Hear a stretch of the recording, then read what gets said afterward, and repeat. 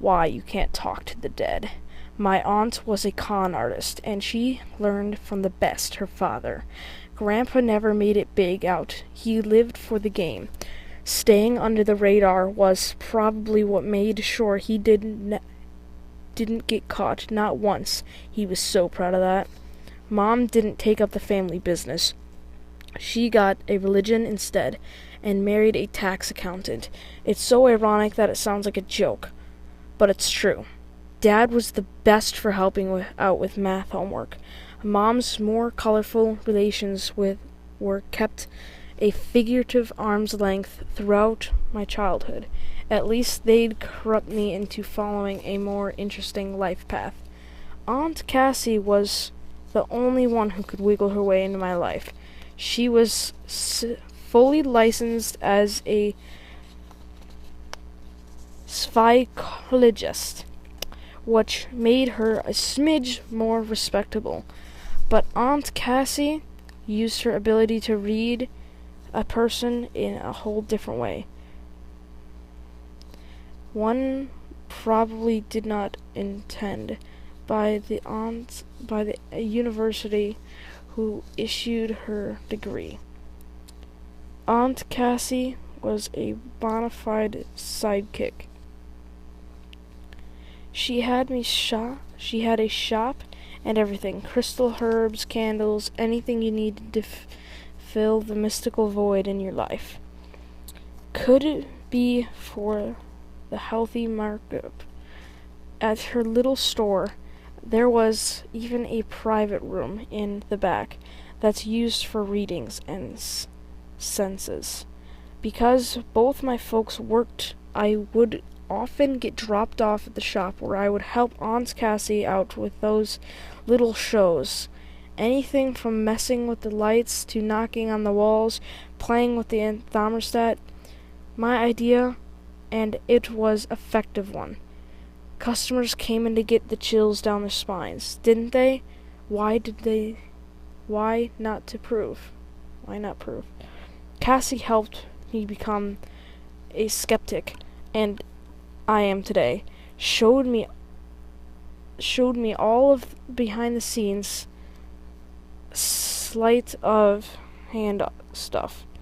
We'd watch daytime talk shows, which magicians and musicians, and Cassie would explain every step from basic rundown of cold readings to how the spot on the audience planned. After one particularly convincing episode, I asked the natural question, couldn't some of it be real? My aunt's reply was firm. The dead don't talk, kiddo. Everyone who claims otherwise is blowing smoke out of their ass.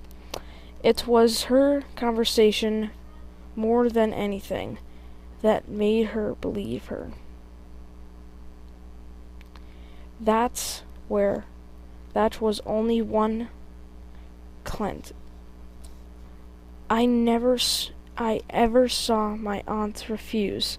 She was an oddball and stopped look his hat off. When he came inside and he twisted his hands off, he talked. Cassie tensed up. Immediately when she showed him, the man claimed to have worked in the prison systems, death row. He'd been responsible for carrying out final punishments of the worst convicts and criminals on the planet. In this old age, this tormented him, ate his soul. He wanted Cassie to connect the souls of the ones he'd killed so he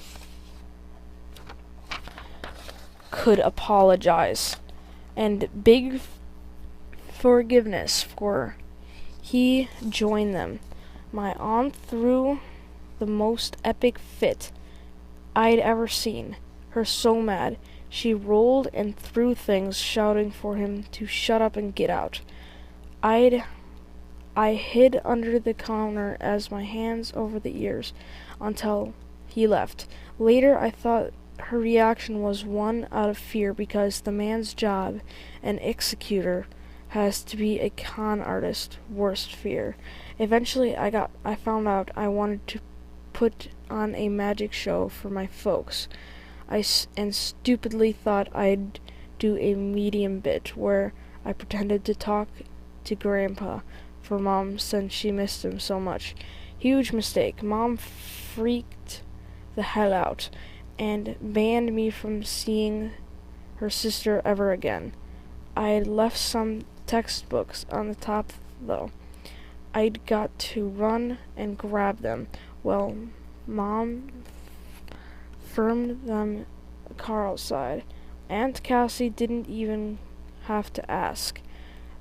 That was wrong. She couldn't read my face. After all, I gave her a hug and a Terry snot-filled goodbye. She did tell me one last secret, though. Kiddo, there's a curse in this family that gets passed like a torch. I hope whatever gods might out there that I don't pass it on to you when I go. We didn't get to talk again for more than 9 years. That's when Facebook entered a popular public sphere, and no potential ban could keep me from trying to reconnect. It was awkward. She'd had go life deconived with a schizo disorder that took her business from her to pay bills. She went legmate, and with her business went all her zest and painful passion for life. One day I got home and a message was waiting in my inbox that made my stomach drop on the floor. I love you, kiddo. Remember what I told you. I dialed the number, already crying. No answer. Didn't stop me from dialing again and again and again and again. I was too much of a mess to tell my mom.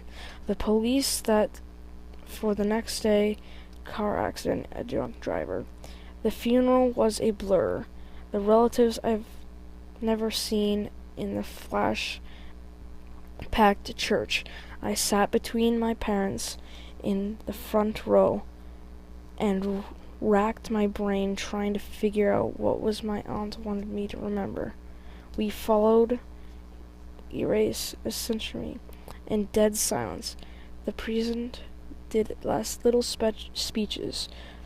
When I was left alone by her headstone, I still strang to remember snitches of my parents'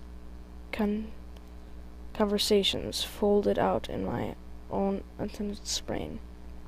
Only Cassie had been so cryptic, explaining such a small throat as its shame. Explaining such a small throat as it's a shame. Small throat? What bothered me? The service had practically been stuffed to the rafters. I turned around to say something and finally understood. Behind my parents, there was a whole host of people, all standing and staring dead ahead. My parents weren't paying them the slightest attention. The priest muttered some smoothing conditionals and excused himself, walking right through the thick crowd without disturbing a single soul, and the head of the group looking just like the day I'd seen her last, Cassie, and all the rest in prettiest statement in the world didn't have her any good. Her mouth was a wide open, and just like I knew, I know what the family curse is. I know why dead people don't talk. They're too busy screaming. thanks everybody for watching. I hope you enjoyed the video. I'm sorry that I stuttered a lot. I'm just decently terrible. I'm not exactly as good. But yeah, if you can subscribe, I promise I'll get better in future videos. This is only my first day, actually. My first day making videos. I just have been pumping out videos left and right. Well, we'll see you in the next video. Goodbye.